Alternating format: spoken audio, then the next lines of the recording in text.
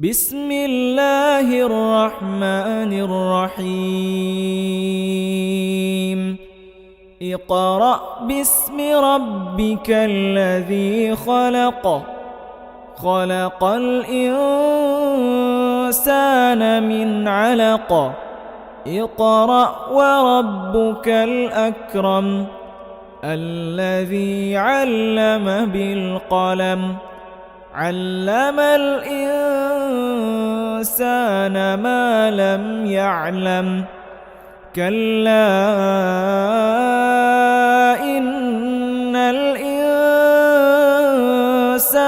ليطغى أن رآه استغنى إن إلى ربك رجعا أرأيت الذي ينهى عبدا إذا صلى أرأيت إن كان على الهدى أو أمر بالتقوى أرأيت إن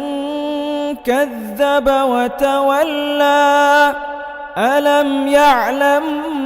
بأن الله يرى كلا لئن لم ينته لنسفعا بالناصية ناصية كاذبة خاطئة